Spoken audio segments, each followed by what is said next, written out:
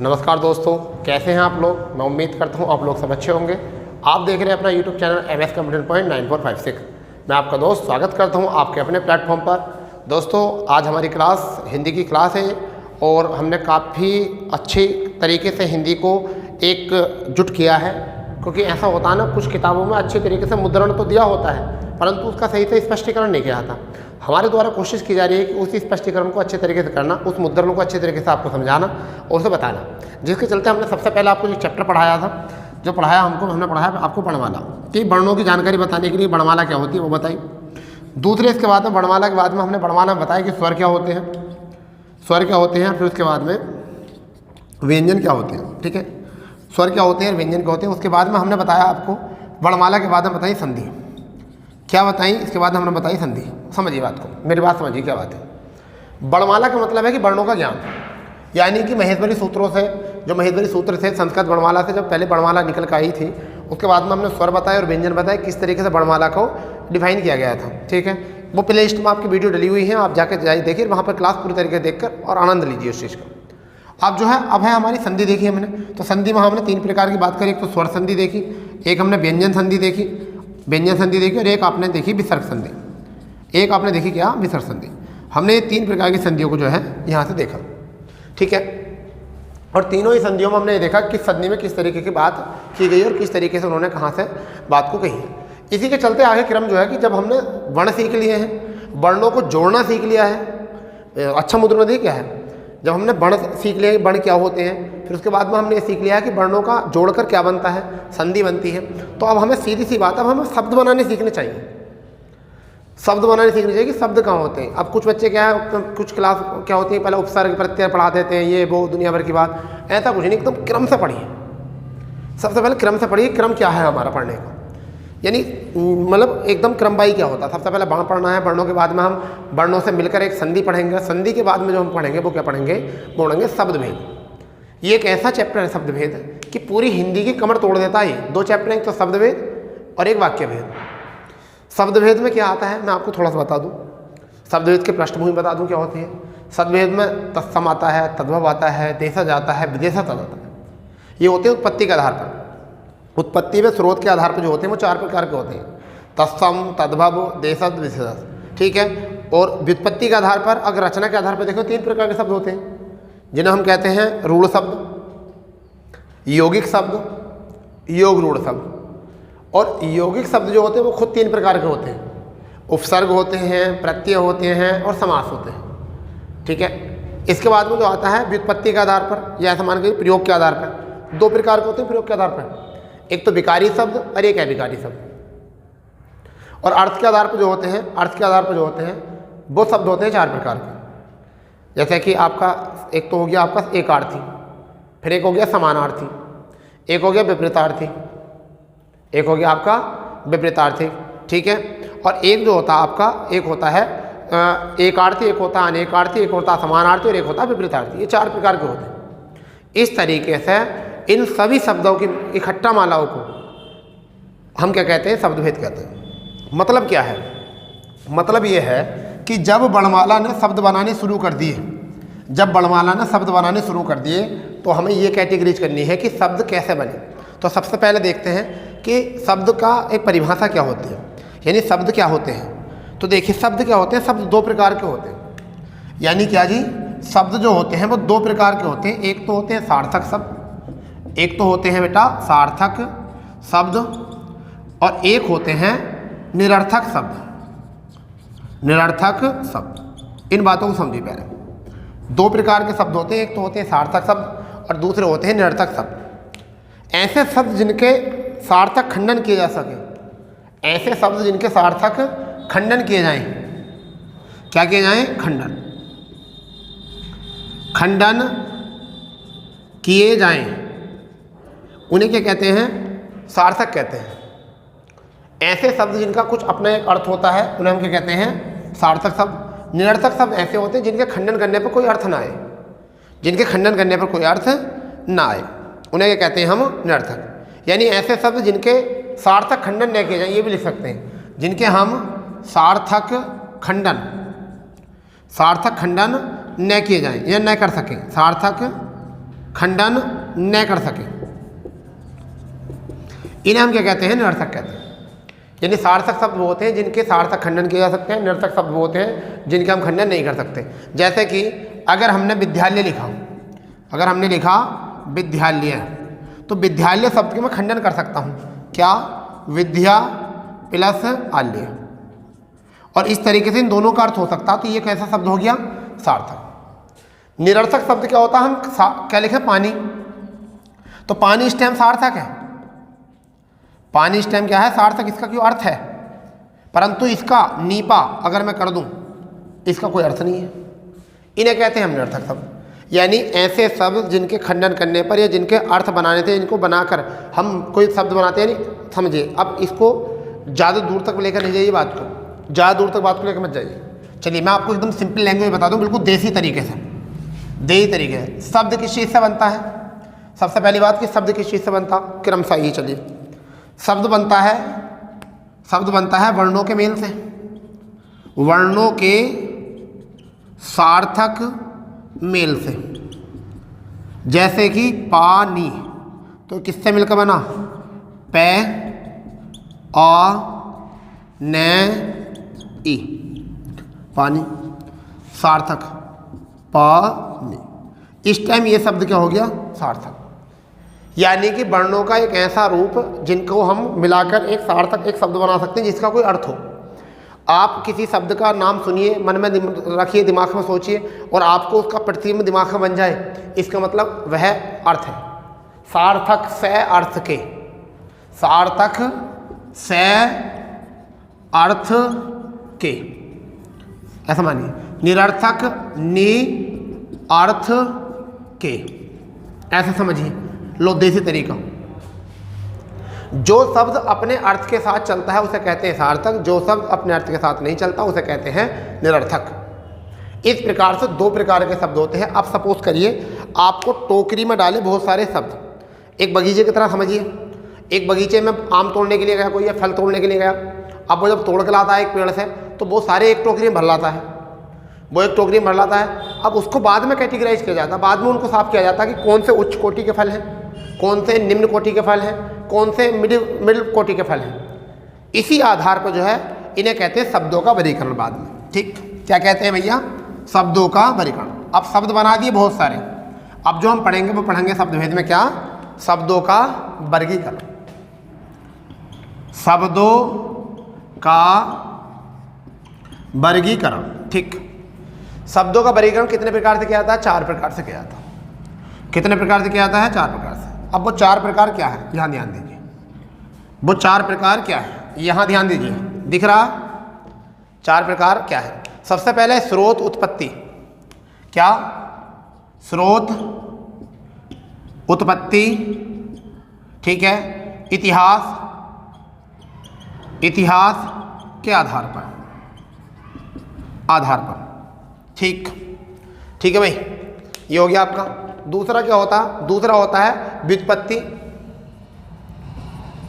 व्युत्पत्ति रचना के आधार पर,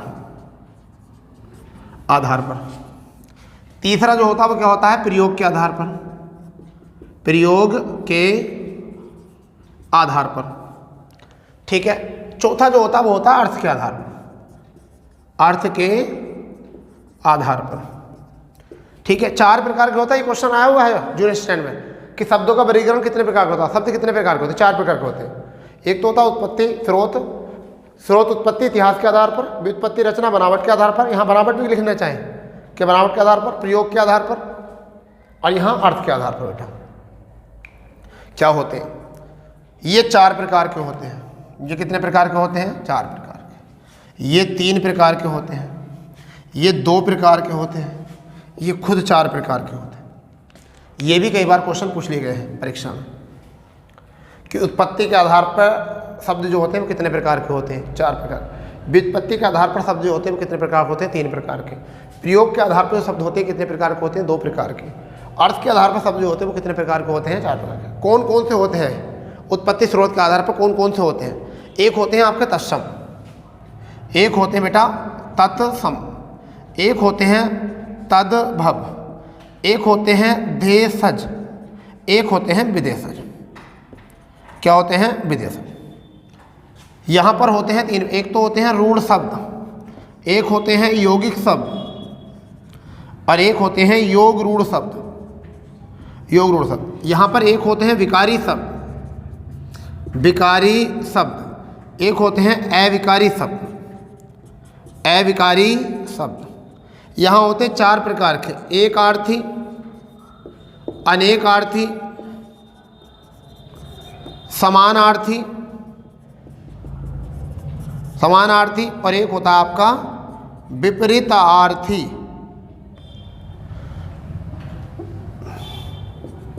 विपरीतार्थी, ये होते हैं चार प्रकार, ये होते हैं चार प्रकार के। समझ लीजिए, शब्दों का वर्गीकरण चार प्रकार से होता है। उत्पत्ति, स्रोत, इतिहास के आधार पर चार होते हैं। कौन कौन से होते हैं? तत्सम, ऐसे शब्द जिनका संस्कृत से प्रयोग जो का त्यों होता है आज भी, उन्हें कहते हैं तत्सम। और बताएंगे बाद में। तद्भव शब्द वो जो संस्कृत भाषा से लेकर पाली, प्राकृत, अभ्यंत और अवहट्ठ से प्रभावित होकर आज हिंदी में प्रयोग किए जाते हैं, उन्हें कहते हैं तद्भव शब्द। देशज शब्द वो होते हैं जिनकी उत्पत्ति का पता ना हो, जिनकी उत्पत्ति और इतिहास का पता ना हो कि उनका जन्म कहाँ हुआ है। जैसा मान के चलिए, लोटा शब्द क्या है? नहीं पता। पगड़ी शब्द कहाँ से आया? नहीं पता। तो ये कहाँ के हो गए? अपने देश के हो गए, इन्हें कहते हैं देशज शब्द।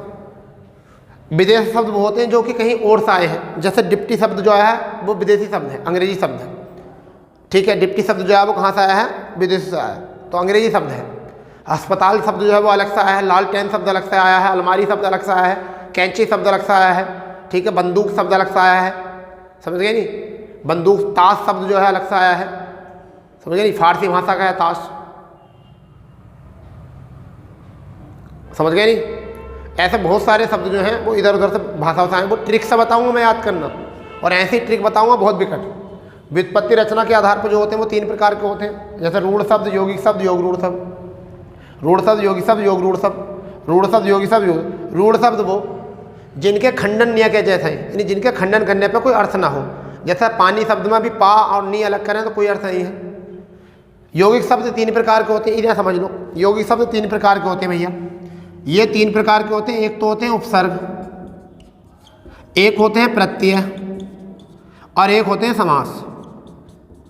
अब ये है चीज़ यहाँ है, ये चीज़ यहाँ है हिंदी में, और टीचर क्या काम करते हैं? जैसे संधि पढ़ाई, उपसर्ग पढ़ लो भैया, प्रत्यय पढ़ लो, समास पढ़ लो। अबे भाई ये तो बताओ है कहाँ वो यौगिक? जब तक बच्चों को ये पता नहीं चलेगा कि यौगिक शब्द कैसे बने, जब तक उपसर्ग, प्रत्यय और समास कैसे पढ़ाएगा? तो पता होना चाहिए कि यौगिक शब्द कौन कौन से होते हैं। तीन प्रकार के होते हैं। योग रूढ़, योग रूढ़ का मतलब होता है रूढ़ प्लस रूढ़, रूढ़ प्लस रूढ़। दो या दो से अधिक रूढ़ शब्दों से मिलकर, दो या दो से अधिक रूढ़ शब्दों से मिलकर जब एक शब्द बनता है उसे कहते हैं योग रूढ़। ठीक है, एक एक बात करेंगे, टेंशन ना लो। प्रयोग के आधार पर तीन प्रकार के विकारी शब्द है। विकारी का मतलब होता है परिवर्तन, जिनका परिवर्तन लिंग, क्रिया, आधार, क्रिया, कर्म के आधार पर परिवर्तन हो जाए उन्हें कहते हैं विकारी शब्द। और जो कभी ना परिवर्तित हो उन्हें कहते हैं अविकारी शब्द। जैसे कि विशेषण शब्द जो होते हैं कुछ ऐसे होते हैं जो अविकारी होते हैं। वैसे विशेषण शब्द विकारी होते हैं, मगर अव्यय शब्द जितने भी होते हैं वो क्या होते हैं? अविकारी। मगर कुछ विशेषण भी होते हैं, जैसा लाल शब्द, उसका परिवर्तन नहीं होता, क्योंकि काला कुत्ता, काली कुतिया, काली गाय ऐसा कर सकते हैं, मगर लाल आदमी, लाल औरत लाल ही रहेगा। लाल कुत्ता, लाल गाय, लाल बकरी, सबके साथ लाल ही रहेगा, उसका कोई चेंज नहीं होगा। इस वजह से ये होता है विकारी। तो कुछ जो होते हैं विशेषण भी विकारी शब्द होते हैं। ऐसे ही बहुत सारे शब्द जो होते हैं, जितने भी अव्यय होते हैं, अव्यय खुद चार प्रकार के होते हैं, वह चार के चार प्रकार के अव्यय जो होते हैं वो क्या होते हैं? विकारी शब्द होते हैं। यहाँ पर क्या होते हैं? अविकारी संज्ञा होती है, विकारी जो होती है संज्ञा होती है, सर्वनाम होते हैं, विशेषण होते हैं। क्या होते हैं भैया? विशेषण होता है और क्रिया होती है। ये सब क्या होते हैं आपके? ये विकारी शब्द होते हैं। जबकि अविकारी शब्द जो होते हैं वो क्या होते हैं? अव्यय। अविकारी शब्द क्या होते हैं? अव्यय। तो जितने भी अव्यय होते हैं, चार प्रकार के अव्यय शब्द होते हैं, वो सब क्या होते हैं? अविकारी शब्द होते हैं। समझ पा रहे हैं? एक आर्थी शब्द, एक आर्थी शब्द कौन से होते हैं मैं बता दूं आपको, जितनी भी व्यक्तिवाचक संज्ञा होती हैं वो सब एक आर्थी शब्द होते हैं। गंगा एक ही अर्थ है, वो आदमी के रूप में हो या स्त्री के रूप में हो या नदी के रूप में हो। गंगा राम कहते हैं ना, गंगा राम, तो गंगा आदमी का हो गया। गंगा महिला का नाम होता है, गंगा। गंगा जो है नदी का नाम भी है, मगर एक ही है, तो वो होती है व्यक्तिवाचक संज्ञा। अनेक अर्थी शब्द जो होते हैं जिसके एक से ज़्यादा अर्थ हो, जैसे कि कर, कर माने हाथ भी होता है, टैक्स भी होता है। हार माने पराजय भी होती है और गले का हार भी होता है। समझ गए नहीं। समान अर्थी शब्द जिनमें समान अर्थ हो, जिनका क्या हो, समान अर्थ हो, उन्हें कहते हैं समानार्थी। जैसे भानु का मतलब भी सूर्य है, समझ गए नहीं। भानु का मतलब क्या होता है, सूर्य होता है, और सूरज का मतलब भी सूर्य होता है। ठीक है। विपरीतार्थी जिनका विपरीत अर्थ हो, एक दूसरे के विपरीत हो, अच्छे का बुरा, जय का पराजय, ठीक है, दोष का अपदोष, शांति का अशांति, ये क्या होते हैं, विपरीतार्थी होते हैं। तो पहले तो हमें ये पता होना चाहिए कि ये क्या होते हैं।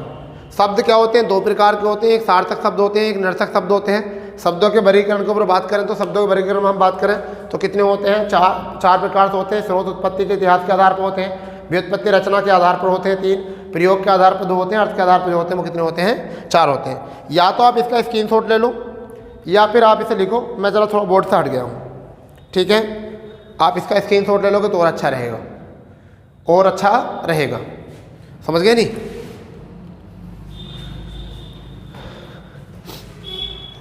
ठीक है। अब अगर आपने लिख लिया हो तो हम सबसे पहले हेडिंग डाल लें, उत्पत्ति स्रोत या इतिहास के आधार पर डाल लेते हैं हेडिंग। उत्पत्ति स्रोत के आधार पर डाल लेते हैं हेडिंग। ठीक है भाई। क्विक रिवीजन चल रहा है, बिल्कुल क्विक रिवीजन, क्विक रिवीजन। सही परीक्षाओं के लिए क्विक रिवीजन प्ले लिस्ट जानदार वाली बनी हुई है इसकी। तो सबसे पहले हम डालते हैं हेडिंग, जो डालते हैं वो पहला डालते हैं वर्गीकरण में, यानी कि स्रोत, उत्पत्ति, इतिहास, इतिहास के आधार पर कितने प्रकार के होते हैं भैया, 4 प्रकार के। कितने प्रकार के होते हैं ये होते हैं मेरे लाल 4 प्रकार के। इनमें सबसे पहला शब्द जो होता है वो होता है तत्सम। चलिए समझते हैं आज हम सब कि तत्सम क्या होते हैं। तत्सम क्या होते हैं ये समझिए। आज इनको अलग से भी याद कराएंगे, अभी पहले फिलहाल में इनकी परिभाषा देखें। तो ये तत्सम जो है वो 2 शब्दों में मिला है, तद प्लस के सम, यानी किससे, तद प्लस के सम। इन 2 शब्दों से मिलकर बना है। तत् प्लस के सम, सॉरी तत् प्लस के सम, तत्सम, हाँ तत् प्लस के सम से मिलकर बनेगा, क्योंकि इसका संधि विच्छेद करेंगे, किससे बनेगा, तत् प्लस के सम। अब इसका मतलब क्या होता है, से मिलकर बना, जिसका अर्थ होता है, शाब्दिक अर्थ क्या होता है, उससे होना। क्या होता है, उससे होना। अब देखिए किससे होना, इसका उद्भव जो होता है वो सीधे संस्कृत से होता है, यानी कि ऐसे शब्द जिनका प्रयोग हिंदी में अनेक रूप से होता है, परंतु इनकी उत्पत्ति कहाँ से हुई है, संस्कृत से। तो इनकी उत्पत्ति कहाँ से हुई है, संस्कृत से। तत्सम शब्द वे शब्द होते हैं जिनकी उत्पत्ति कहाँ से हुई है, संस्कृत से हुई है, परंतु पाली, प्राकृत और अभ्रंश से प्रभावित होकर आज हिंदी में प्रयोग होते हैं। क्या होते हैं, पाली, प्राकृत और अपभ्रंश से प्रभावित होकर आज क्या होते हैं, आज ये संस्कृत में प्रयोग किए जाते हैं। इनकी सबसे बड़ी पहचान मैं बता दूं आपको, नोट पॉइंट में करके लिख लेना, नोट पॉइंट में करके लिख लेना, बिल्कुल नोट इन पॉइंट में करके लिख लेना। तत्सम शब्द की क्या करके, तत्सम शब्द की क्या करके देखते हैं, तत्सम शब्द की जो प्रयोग करेंगे हम, तत्सम शब्द का जो बात करेंगे, सबसे पहली बात क्या है, तत्सम शब्द। तत्सम शब्द की परिभाषा मैं आपको बता देता हूँ, बिल्कुल प्यारी परिभाषा भैया। क्या परिभाषा मैं आपको बताता हूँ, देखिए। तत् प्लस के सम से मिलकर बनेगा, संस्कृत से सीधा इनका प्रयोग हुआ है। पाली, प्राकृत, अभ्रंश ने इनको थोड़ा बहुत प्रभावित किया है, ज़्यादा नहीं, कितने कराया है। और सीधे कई बार ऐसा आया था कि अगर हम पाली प्राकृत ना लिखें तो एक बार को ये भी अच्छा रहता कि हम इसे क्या लिख सकते हैं। चलिए समझिए, अगर तुम्हें टेक्निकल लैंग्वेज समझ में आए तो बिल्कुल प्यारी लैंग्वेज से बात करेंगे। तत् प्लस सम संस्कृत से सीधे प्रयोग हुए हैं, और क्या, जिनका प्रयोग, ऐसे ये बात लिख लीजिए, जिनका प्रयोग हिंदी भाषा में हिंदी भाषा में संस्कृत से सीधे, संस्कृत से सीधे, क्योंकि जब मेरे सामने बैठे वाले बच्चों को समझ में नहीं आएगा ऐसा अगर ये भाषा, तो तुम्हें कैसा आएगा। यानी जिनका प्रयोग हिंदी भाषा में संस्कृत से सीधे होता है उन्हें हम क्या कहते हैं, उन्हें हम कहते हैं तत्सम शब्द। उन्हें कहते हैं मेरे लाल तत्सम शब्द कहते हैं। इसकी पहचान अगर मैं बता दूं क्या है, जिन शब्द नोट पॉइंट में जिन शब्दों के बीच में छ आ जाए, तिर आ जाए, स आ जाए, ठीक है, श्रेय आ जाए, ज्ञ आ जाए, ठीक है, आरी बात समझ में, चंद्र बिंदु क्या आ जाए, अर्ध व्यंजन आ जाए, क्या आ जाए, अर्ध व्यंजन शब्द आ जाए, अर्ध व्यंजन शब्द आए, क्या आ जाए इसकी परिभाषा, छ आ जाए, त्र आ जाए, स्र आ जाए, स्र आ जाए, ज्ञ आ जाए, अर्ध व्यंजन आ जाए, अर्ध व्यंजन आ जाए, ठीक है, उनके प्रयोग से क्या बनते हैं, तत्सम शब्द बन जाते हैं। या किसी पे भी अनुस्वर आ जाए, अनुस्वर, ये इनकी परिभाषा, ये पहचान है इनकी परिभाषा। यानी कि कोई भी अगर आधा अक्षर आ जाता है, कोई भी अगर आधा अक्षर आ जाता है तो वो क्या बन जाता है, तत्सम शब्द बन जाता है। जैसे अगर मैं कहूँ अग्नि, अगर मैं शब्द लिखूँ अग्नि, तो देखिए क्या आधा अक्षर बना, बन गया। क्या मैं लिख दूँ अंग, अंग लिख दिया, हो गया अंग, जल्दी बताइए, अंग हो गया। चंद्रमा, चंद्रमा, चंद्रमा हो गया, चंद्रमा हो गया।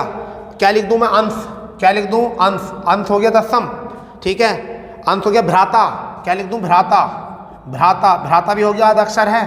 फिर है शेष, शेष शब्द लिख दूँ, ये भी हो गया, ठीक है। श्रावण लिख दूँ, श्रावण, श्रावण भी हो गया तत्सम, ठीक है। पृथ्वी लिख दूँ, पृथ्वी, पृथ्वी भी क्या हो गया, तत्सम, पृथ्वी भी हो गया तत्सम। त्रिशूल लिख दूँ, त्रिशूल, त्रिशूल क्या हो गया, तत्सम, त्रय हुआ है, ठीक है। ज्ञान शब्द हो गया, ज्ञान, ज्ञान के लिख दूँ, तत्सम। इस तरीके से आपको तत्सम की पहचान करनी है। दोबारा समझ लिए, तत्सम दो शब्दों से मिलकर तत् प्लस सम से बना है, उसके समान अर्थ संस्कृत के शब्दों के समान जैसा होता है। हिंदी में, हिंदी भाषा में जिनका प्रयोग जो का त्यों संस्कृत से होता है उन्हें क्या कहते हैं, तत्सम कहते हैं भैया, ठीक है। इतनी बात समझ गए। अगर बात करें जिन शब्दों के बीच में, दोबारा समझ लीजिए, जिन शब्दों के बीच में आधा अक्षर आ जाए या ऊपर अंक की बिंदी आ जाए, जिन्हें हम कहते हैं अनुस्वर कहते हैं। आधी बिंदी आ जाए, आधा अक्षर आ जाए, अनुस्वर कहते हैं उन्हें, वो आ जाए। या फिर ये देख लीजिए, छ आ जाए, त्र आ जाए, स्र आ जाए, स्र आ जाए, ज्ञ आ जाए, अर्ध व्यंजन आ जाए, ठीक है, अनुस्वर आ जाए, वो क्या कहलाते हैं, वो तत्सम कहलाते हैं। इससे अच्छी परिभाषा नहीं है। कहाँ तक रटोगे तत्समों को, रटे नहीं जाते तत्सम, इतने शब्द हैं, कहाँ तक रटोगे। तो ये हो गए तत्सम, ठीक है। इतनी बहुत है, आपको इतने से कर लेना तैयारी, इतने से देख लेना, पहचान लेना, कि गलत हो जाए तो बता देना आकर, ठीक है, ठीक है भाई। दूसरा शब्द जो होता है वो क्या होता है, तद्भव। दूसरा शब्द जो होता है वो क्या होता है, तद्भव। दूसरा शब्द जो होता है वो क्या होता है, तद्भव। तद्भव का मतलब है, तद्भव कहाँ से आए, तद्भव शब्द दो शब्दों से मिलकर बना है, एक तो तद प्लस के भव, इन दो शब्दों से मिलकर बना तद्भव। इनका प्रयोग हुआ तो संस्कृत से ही है। जिन शब्दों का प्रयोग संस्कृत से पहले कहाँ पहुँचे, पाली, पाली से कहाँ पहुँचे, प्राकृत, प्राकृत से कहाँ पहुँचे, अपभ्रंश, अपभ्रंश, अपभ्रंश से कहाँ पहुँचे, अभट्ट, कहाँ पहुँचे, अभट्ट, और बाद में कहाँ पहुँचे, हिंदी में। तो इनका जो विकृत रूप होता, संस्कृत के ऐसे शब्द जिनको पाली, प्राकृत, अपभ्रंश, अभट्ट से प्रभावित होकर सीधे कहाँ पर आए, हिंदी में आए, हिंदी में प्रयोग होने लगे, उन्हें हम क्या कहते हैं, तद्भव कहते हैं। जैसा अग्नि है, अग्नि को आग कहते हैं, क्या कहते हैं, आग। तो अग्नि शब्द जो था संस्कृत का था, तो पाली, प्राकृत, अपभ्रंश से प्रभावित होकर, क्षेत्रीय भाषा प्रभावित होकर कहाँ गए, हिंदी में, और क्या कहने लगे, आग। इसे क्या कहते हैं, तद्भव कहते हैं। इनकी और पहचान बता दूँ, और पहचान बता दूँ, जल्दी बताऊँ, ठीक है, बता दूँ इसकी सबसे पहचान। बाई मुख द्वार से जिनकी सीधे निकले, नोट पॉइंट करके लिख लो, नोट इन पॉइंट करके लिख लो भैया। इसकी ऐसी पहचान जो आज तक किसी ने ना बताई हो। सीधी क्या, इनका जब उच्चारण करेंगे हम, जब उच्चारण करेंगे, उच्चारण करते समय, उच्चारण करते समय वायु मुख द्वार से, मुख द्वार से सीधे बाहर निकलती है, सीधे बाहर निकलती, कहीं रुकती नहीं है। फिर दूसरी पहचान क्या है, चंद्र बिंदु, चंद्र बिंदु वाले जो शब्द होते हैं, चंद्र बिंदु शब्द जो होते हैं वो क्या होते हैं, तद्भव होते हैं। ये पहचान होगी। जैसे सांझ, यहाँ देख लीजिए, कैसे, सांझ, सांझ। माह, देखिए निकल कर आ रही है ना वायु बिल्कुल सीधी। हवा, आग, पानी, हवा, आग, पानी, सूरज, सूरज। ऐसे शब्द जो होते हैं उन्हें हम क्या कहते हैं? तद्भव। उन्हें हम क्या कहते हैं? तद्भव कहते हैं। नोट करिए इनको, क्या कहते हैं उनको? तद्भव कहते हैं, तद्भव। ठीक है भैया, क्या कहते हैं? तद्भव। ठीक है, क्या कहते हैं उनको? तद्भव कहते हैं। अब आप मुझे बताइए कि कोई गड़बड़ है? तत्सम में क्या पहचान बता दी, तद्भव में क्या पहचान बता दी? कितनी प्यारी पहचान बताइए, बताओ। तद्भव में पहचान, तत्सम में सीधी पहचान हो जाएगी आपकी। अब प्रयोग इसे तो कर लोगे इतने छोटे में। अब देखो देशज शब्द क्या होते हैं? देशज, देशज शब्द क्या होते हैं उनको देख लीजिए। देशज शब्द, देशज शब्द, देशज शब्द क्या होते हैं? ये तीसरा प्रकार है। देशज शब्द होते हैं ऐसे शब्द जिनकी उत्पत्ति का, देश शब्द का शाब्दिक अर्थ होता है जिनका जन्म देश में हुआ हो। यानी किससे? देश प्लस जय, यानी कि देश में जन्मा, देश में जन्मा, ये होता है। देशज का मतलब होता है देश में जन्मा। हिंदी भाषा के प्रयुक्त होने वाले ऐसे शब्द जो क्षेत्रीय भाषा, क्षेत्रीय भाषा है परिस्थिति की आवश्यकता अनुसार, यानी कि क्षेत्रीय भाषा से, किससे? क्षेत्रीय भाषा या परिस्थिति, या परिस्थिति से क्या बनकर आ गए? हिंदी भाषा प्रयोग हो गए। जैसे किसी क्षेत्र में कोई भाषा बोली जाती है और वो शब्द वहाँ ही हो गए। जैसे कहीं कहीं प्याज को कांदा बोला जाता है, ठीक है, कहीं कहीं प्याज को क्या बोला जाता है? कांदा। और कहीं कहीं बोला जाता है गंठी। तो गंठी शब्द क्या हो गया? देशज हो गया अपने देश में। ठीक है, तो ऐसे शब्द जो क्षेत्रीय भाषा परिस्थिति के चलते जो है भाषा में इंक्लूड हो गए, उन शब्दों को, उनका जन्म कहीं अलग से नहीं हुआ, उनका शब्द जन्म हुआ अपने देश से। ठीक है, उन्हें कहते हैं, या कांदा कहते हैं राजस्थान में, प्याज कहते हैं अपने क्षेत्र में, गंठी कहते हैं और ग्रामीण क्षेत्र में जाते हैं तो कुछ कई जगह गंठी कहते हैं। आग जलाना, जलाना शब्द कहते हैं पढ़े लिखे लोग। आग पजालना कहते हैं कुछ लोग क्षेत्रीय भाषा में, पजालना। तो ऐसा मान चलिए जो आपके परिस्थिति या क्षेत्रीय भाषा से प्रभावित होकर अपने देश में जन्मे हैं शब्द, तो उन्हें हम क्या कहते हैं? देशज शब्द कहते हैं। देशज की जगह हम इन्हें देसी शब्द भी कह सकते हैं। कैसे कह सकते हैं? देसी शब्द कह सकते हैं। क्या कह सकते हैं? देसी शब्द। अब वो क्या हो सकते हैं शब्द? जैसे अगर मैं कहूँ गड़बड़, मैं इसमें शब्द लिख दूँ पहला गड़बड़। गड़बड़ कहते हैं अरे भाई कुछ तो गड़बड़ है, तो एक शब्द हो गया गड़बड़। क्या हो गया शब्द? गड़बड़। पगड़ी, पेट, पगड़ी, पेट, लोटा, पट्टी, लोटा, पट्टी, गंठी, गंठी, ठीक है, टांग, टांग, ठीक है, झंझट, कहते हैं ना कि झंझट में फंस गए यार, ऐसा बोल देते हैं। तो झंझट, झंझट शब्द हो गया, समझ गए नहीं? टट्टू, टट्टू कहते ना कैसे टट्टू की तरह चल रहा है। थैला, थैला, लोटा तो हो गया है, पगड़ी, पगड़ी भी हो गया, चलो। भोपू, भोपू जो होता है, भोपू, खर्राटा, खर्राटा, समझ गए नहीं? खर्राटा। खचाखच कहते हैं बहुत बस खचाखच भरी थी, खचाखच, खचाखच भरी हुई थी बस, समझ गए नहीं? खचाखच हो गया, ठीक है। बबूला कहते हैं आग बबूला हो गया मैं तो, बबूला, ये बन गया बबूला, समझ गए नहीं? बताइए, बताइए। देखिए क्या देशज शब्द क्या होते हैं? जिनका जन्म देश में हुआ हो, देश में जन्मे, जिनके जन्म का देश से अलग पता नहीं कहाँ से, अपने देश में जन्मे। दोस्तों सीधे सीधे शब्द में बात करनी है भैया। देशज शब्द जो है देश में जन्मे शब्द हैं और क्षेत्रीय भाषा से प्रभाव होकर या उनकी परिस्थितियों से वो भाषा में इंक्लूड हो गए और उन्हें क्या कहने लगे? देसी शब्द कहने लगे। उनका कहीं साहित्य इतिहास नहीं मिलता। जैसा गड़बड़ शब्द है, गड़बड़ शब्द कहीं से लिखा हुआ नहीं मिलता अलग, केवल भारत में मिलता गड़बड़। पगड़ी हो गया, पेट हो गया, लोटा हो गया, पट्टी हो गया, गंठी हो गया, टांग हो गया, झंझट हो गया, टट्टू हो गया, थैला हो गया, भोपू हो गया, खर्राटा हो गया, बबूला हो गया, खचाखच हो गया।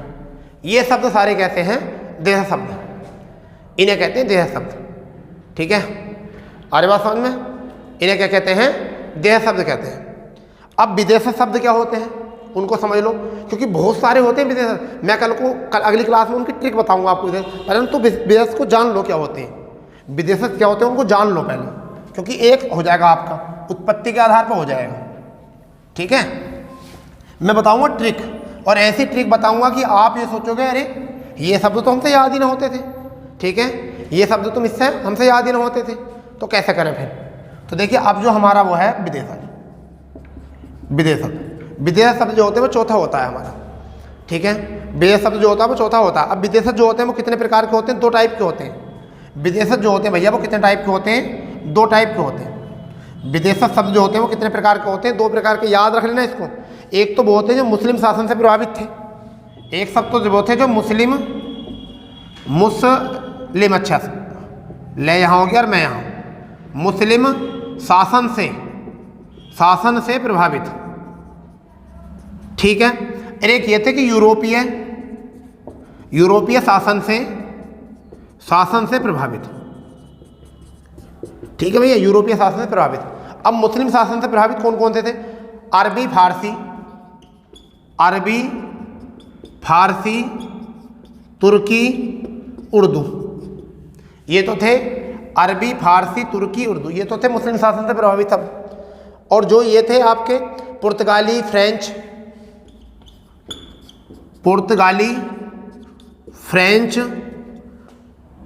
डेनिश, डच, अंग्रेजी, ये सब भाषाओं के शब्द जो थे वो किससे प्रभावित थे? ये थे यूरोपीय शासनों से। अर्थात बात मैं बता दूं आपको, जब भारत में ईस्ट इंडिया कंपनी आई तो भारत में इतनी सारी भाषाएं लेकर आई। जब अंग्रेजों का आगमन हुआ तो इतने सारे शब्द लेकर आए। ठीक है, जैसे कि पुर्तगाली शब्द, फ्रेंच शब्द, डेनिश शब्द, डच शब्द, अंग्रेजी शब्द। जैसा अस्पताल शब्द हम बोलते हैं आज, उसका हॉस्पिटल होता है, हॉस्पिटल अंग्रेजी भाषा का शब्द है। कैसा है? अंग्रेजी भाषा का, मगर वो प्रचलन में आ गया और भाषा में इंक्लूड हो गया। जैसे कि उर्दू का सब अरबी हो गया, फारसी हो गया, तुर्की हो गया, उर्दू। जैसे ही मुस्लिम शासन भारत में रहा तो जो अरब वाले लोग थे उधर से आए हुए थे, जितने तुर्की लोग आए हुए थे, फारसी लोग आए हुए थे, जितने भी मुस्लिम शासन यहाँ पर आए, उन्होंने क्या करा, इसमें क्षेत्र भाषा मुस्लिम शासन अपनी भाषा इंक्लूड कर दी। और सब आज से मतलब उस समय से लेकर आज तक हम इन शब्दों का प्रयोग हिंदी भाषा में कर रहे हैं। ठीक है, अब हम पहले समझ लेते हैं कि क्या होते हैं विदेश शब्द। ऐसे शब्द जिनकी उत्पत्ति भारत से बाहर हुई है, ऐसे शब्द जिनकी उत्पत्ति भारत से बाहर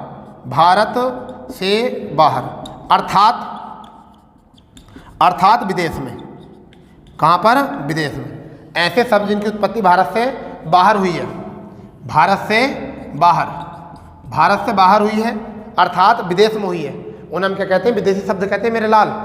ठीक है, अब देखो सभी विदेशी तो हैं, उन्हें हम क्या कहते हैं? परंतु हिंदीकरण जो करा गया वो व्याकरणीय आधार पर किया गया और हिंदी में होने लगा। फिर बाद में समझिए नहीं, इनका जो प्रयोग होने लगा वो किस में होने लगा? हिंदी में होने लगा। ठीक है भाई, आज के टाइम में अगर हम देखें तो बहुत सारे शब्द ऐसे हैं जो आपके प्रयोग किए जाते हैं। जैसे मैं आपको बताना चाहूँ कि जितने भी शब्द हैं अरबी, फारसी, तुर्की, उर्दू, पुर्तगाली, फ्रेंच, डेनिश, डच, अंग्रेजी, इन शब्दों की कल को आपको इनकी ट्रिक मिल जाएगी। बिल्कुल सारे शब्द मैं आपको ट्रिक के माध्यम से कराऊंगा। ठीक है, इसलिए केवल मैंने आपको इसकी परिभाषा बताई है। शब्द बहुत सारे हैं। जैसे मैं आपसे पूछूं कि आदमी शब्द जो है वो कौन सी भाषा का है, तो आदमी शब्द अरबी भाषा का है। ठीक है, औरत शब्द जो है, औरत वो कहाँ का है? ये भी फारसी अरबी शब्द है। कहाँ का? अरबी शब्द है। अगर मैं कहूँ खामोश शब्द जो है वो कहाँ का है, तो ये खामोश शब्द जो है फारसी भाषा का। कहाँ का है?